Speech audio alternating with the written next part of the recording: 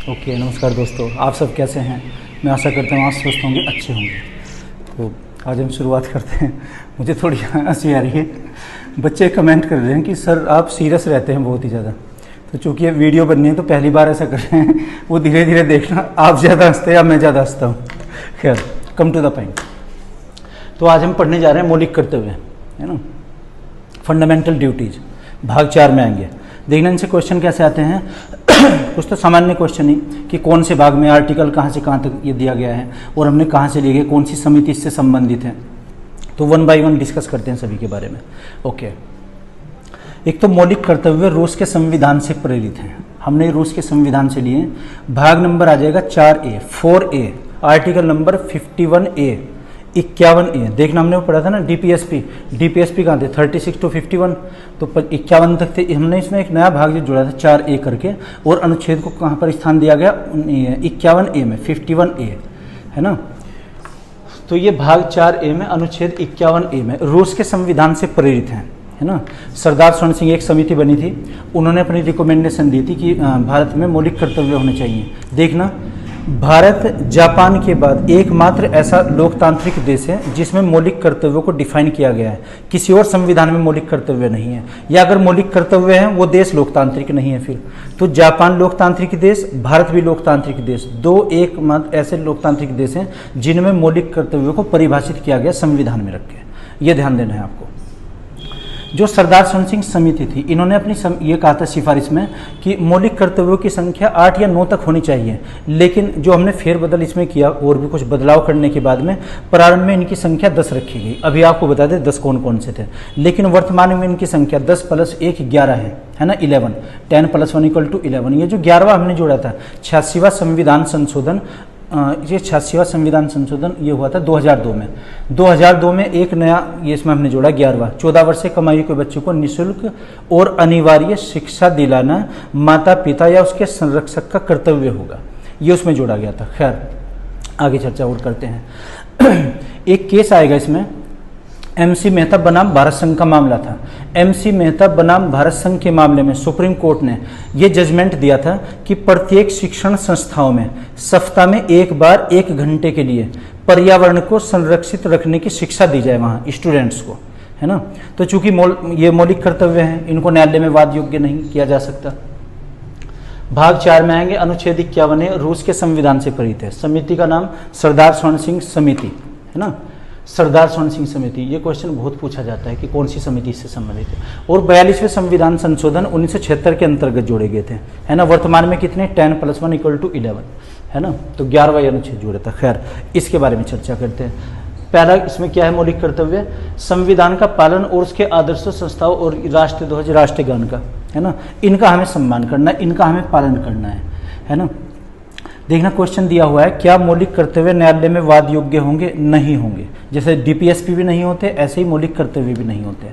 अगर हम मौलिक कर्तव्यों का पालन नहीं करते, जैसे इसमें है ना कि राष्ट्रीय ध्वज या झंडे का हमें यह सम्मान करना है, झंडे का अगर हम सम्मान नहीं कर रहे हैं तो हम अपमान भी करने का अधिकार नहीं है हमारा, है ना।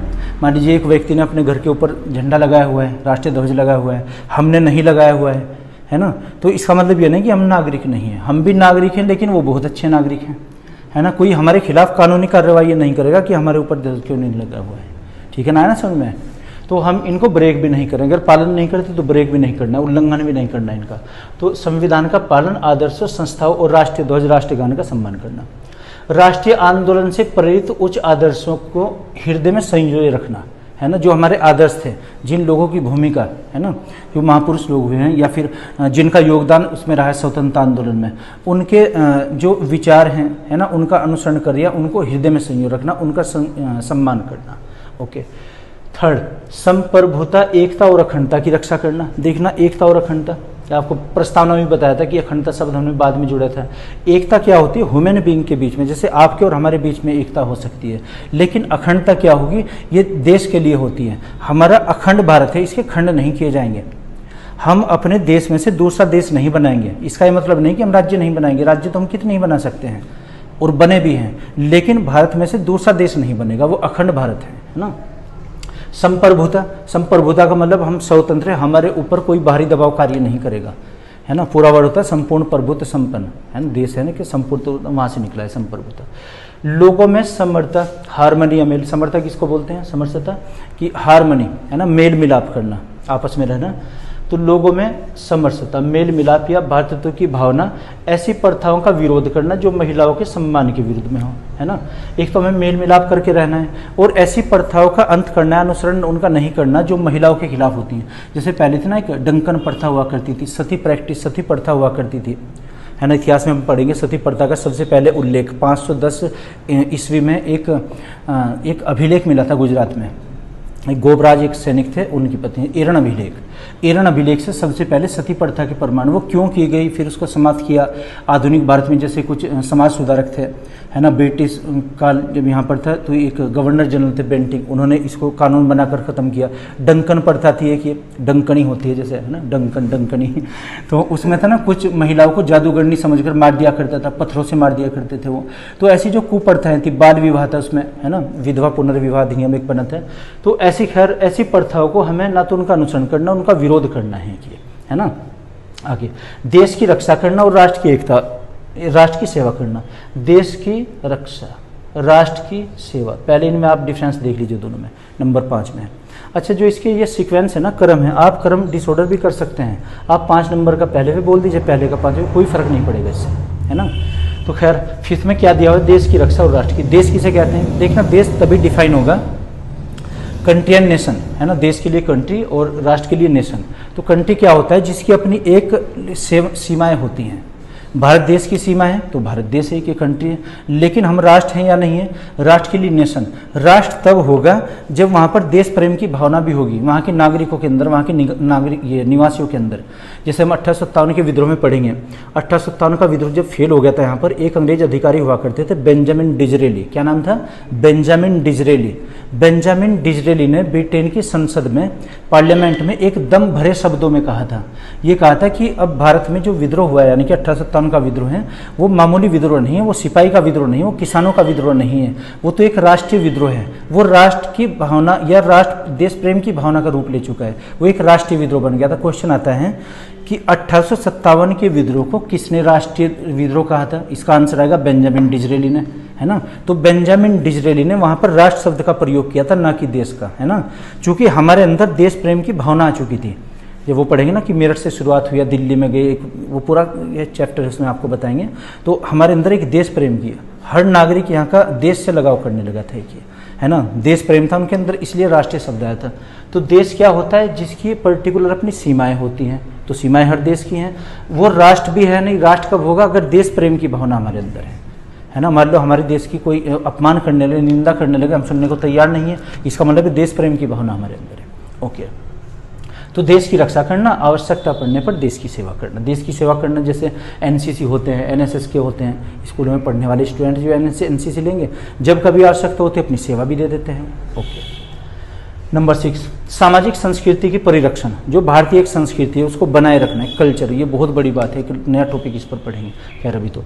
नंबर 7, प्राकृतिक पर्यावरण की रक्षा करना। प्राकृतिक पर्यावरण क्या होता है, जैसे पर्यावरण शब्द के अंतर्गत, है ना, इसमें वाइल्ड एनिमल्स भी आ जाएंगे, वन्य जीव, प्राणी, पेड़, पहाड़ियाँ, पौधे, पर्वत, ये सारी चीज़ें, नदी नाले सब उसमें आएंगे, है ना। पर्वत में और पहाड़ी में थोड़ा सा अंतर होता है। पर्वत किसे बोलते हैं, उसकी 3 कंडीशन होती हैं पर्वत की। माउंटेन, इसको शॉर्ट में माउंट कहेंगे, है ना, माउंटेन एंड हिल, है ना, बोथ आर डिफरेंट। तो इसमें डिफरेंस क्या है दोनों में, माउंटेन क्या हो जाएगा, ऐसी भू आकृति जिसकी ऊंचाई कम से कम 1 किलोमीटर होनी चाहिए, है ना। सेकंड कंडीशन है उसमें 2 तीर ढलान होने चाहिए, तीर ढलान, है ना, शार्प एज, किनारे शार्प होने चाहिए उसके, और वो 300 मीटर की दूरी से स्पष्ट दिखाई देना चाहिए। 300 मीटर की डिस्टेंस है, वहाँ से स्पष्ट दिखाई देने का मतलब ये हुआ कि उस पर हम देखकर ये बता दी कि प्लांटेशन, वन कौन से उगे हैं, है ना, शीशम के पेड़ हैं, साल के पेड़ हैं, सागौन के पेड़ हैं, ये इस तरीके से। तो क्या कंडीशन हो जाएगी, पर्वत हम किसे कहेंगे, जिसकी ऊंचाई 1 किलोमीटर यानी कि 1000 मीटर से अधिक होगी। सेकंड, उसमें 2 तेज ढलान होने चाहिए। नंबर 3 क्या होगा कि वो 300 मीटर की दूरी से स्पष्ट दिखाई देना चाहिए, है ना। अब क्या हो जाएगा, ये पर्वत हो जाएगा। और अगर ये कंडीशन नहीं है, तो अगर ये कंडीशन नहीं हुई तो वो पहाड़ हो जाएगा, पहाड़ या हिल भी कहेंगे इसको, आगे भूगोल में चर्चा करेंगे इस चीज़ की। ओके, नंबर 8 वैज्ञानिक दृष्टिकोण, ये मानवतावाद और ज्ञानार्जन। वैज्ञानिक दृष्टिकोण, नेहरू जी ने खास तौर पर ध्यान दिया है कि हमें ये आधुनिकता और वैज्ञानिक दृष्टिकोण रखना चाहिए, एग्रीकल्चर में भी पशुपालन में भी। ओके, आगे बढ़ते हैं। नंबर 9 सार्वजनिक संपत्ति की सुरक्षा, हिंसा से दूर रहना। सार्वजनिक संपत्ति जैसे सरकारी संपत्ति होती है, वो नहीं हम रेलवे को नुकसान पहुंचाने लगे, है ना। तो सार्वजनिक जो सरकारी संपत्ति उसकी रक्षा करनी, हिंसा से हमें दूर रहना है। तो कॉमन से वही है सब। नंबर 10 व्यक्तिगत और सामूहिक गतिविधियों के क्षेत्र में उत्कर्ष और विकास करना। विकास के लिए यहाँ पर वर्ड आया सतत विकास, सतत, ये सस्टेनेबल डेवलपमेंट, हर चीज़ में विकास करना। एक वृद्धि होता है, एक विकास होता है। ग्रोथ एंड डेवलपमेंट, क्या डिफरेंस दोनों में हुआ? ग्रोथ जो होता है वो एक चीज़ के लिए होता है। मान लीजिए हम अपने नगर में स्कूल स्थापित कर दें, शिक्षा में वृद्धि हो जाएगी इससे, तो है ना। लेकिन यहाँ पर हमने सड़कों में भी वृद्धि की है, शिक्षा में भी की है, बिजली में भी, बैंकिंग सुधार भी किए हैं, है ना, पोर्टेबल वाटर भी है, स्वास्थ्य पर भी ध्यान दिया है। अब हमारे नगर का क्या हो जाएगा? विकास हो जाएगा, डेवलपमेंट। डेवलपमेंट में और ग्रोथ में डेवलपमेंट ज़्यादा बड़ा वर्ड है ना। विकास बड़ा शब्द है, किससे? वृद्धि से। तो ये डेवलपमेंट और ग्रोथ में होता है। सतत का क्या ये होता है मीनिंग? सस्टेनेबल का, सतत विकास, हर क्षेत्र में बराबर, ये सस्टेनेबल, एक नियमित गति से वृद्धि करना।